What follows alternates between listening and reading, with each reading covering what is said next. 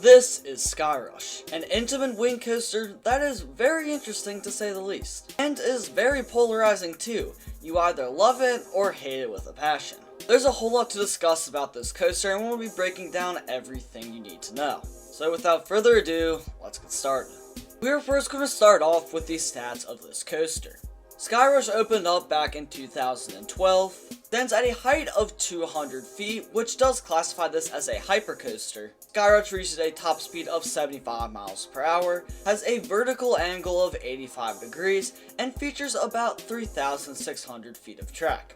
This coaster operates with 2 trains, each holding 32 riders each, and as mentioned earlier, was manufactured by Intamin. This coaster is mainly ejector airtime focused and does not feature any inversions. It also features a very unique cable lift system instead of a more traditional launch or chain lift. I also think Skyrush's color scheme is okay. The yellow isn't really my favorite, but the blue does look pretty good.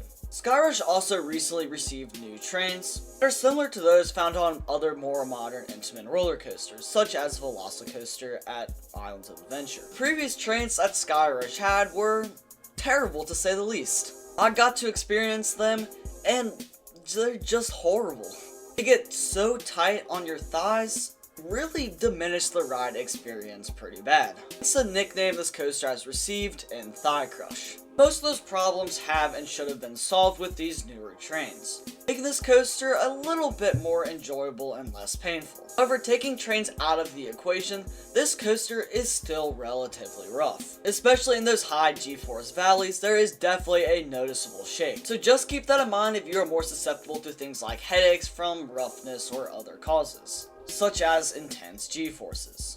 Now let's talk about the lines and capacity of Skyrush for a second. When I visited Skyrush, it did not have much of a line, only about a 15 to 20 minute wait. I would say dispatches are pretty standard. I'd say about every 2 minutes or so. With the trains holding 32 riders each, the line does move fairly quickly. It's definitely not as quick as it could be, or as some other coasters like a B&M Hyper typically are, but I'd say the capacity and line are very manageable.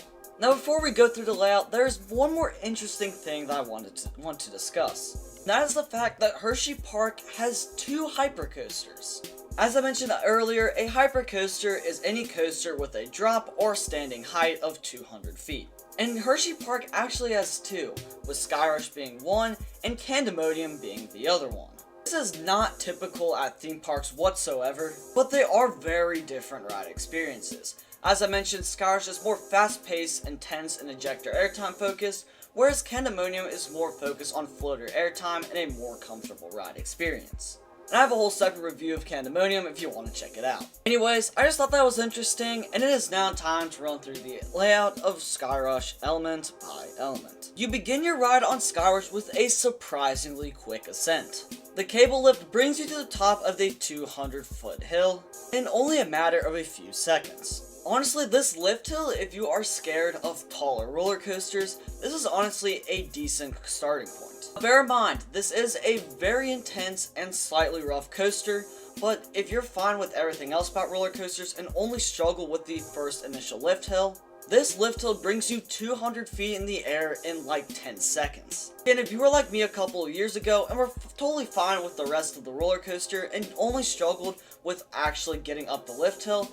then this coaster might not be the worst starting point. Following your quick ascent, you then reach the top of the lift hill and begin descending your 200-foot drop. This drop is very intense. As I mentioned, it's steep with an 85-degree angle, and with the speed you already have from the lift hill, you are violently thrown over the drop. You receive some very intense but pretty uncomfortable ejector airtime. Also properly brace yourself because you can kind of get thrown to the side a little bit on this drop, but again, if you properly prepare and brace yourself, you'll be totally fine.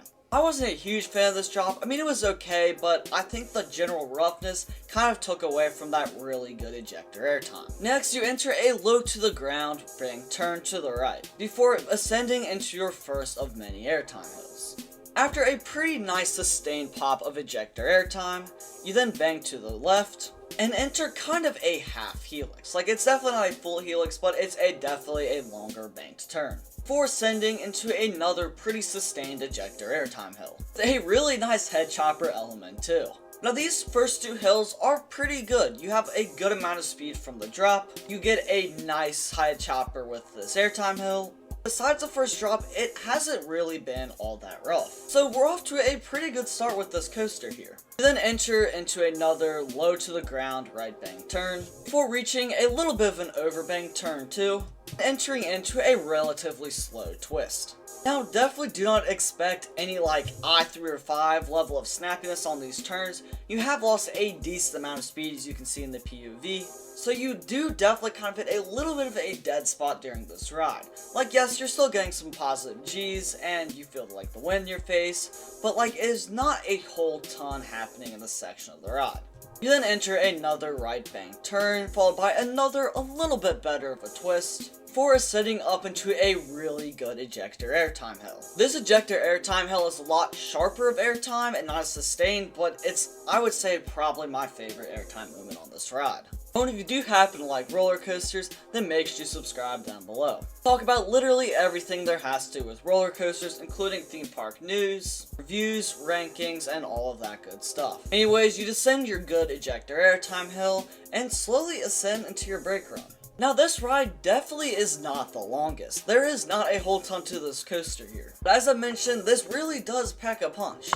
So I feel like that kind of helps to make up for it. And that concludes your ride on Skyrush.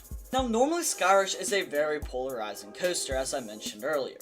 You either really like it or really hate it. But I'm one of the few who kind of find myself a little bit in between. I can see that this coaster has some really good moments. There's some good airtime, it's really intense, like there's definitely some good upside to this coaster. But the problem is, there's kind of a bit of a dead spot during the middle of the ride, and this is also definitely not a smooth coaster. Like this is, I would consider this coaster rough even.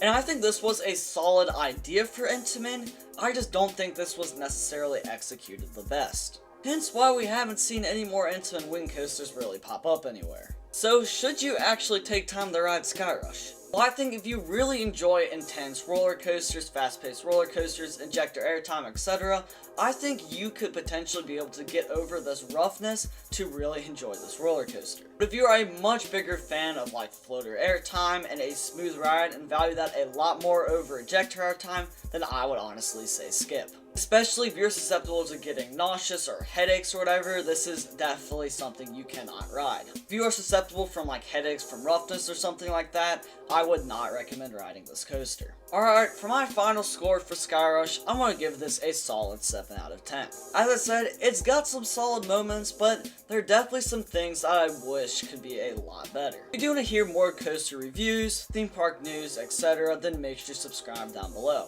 And if you want to check out Pandemonium, click on this video on your screen right now, because it's a pretty good coaster. Anyway, thank you guys for watching, have a great rest of your day, and I'll see you all in the next one.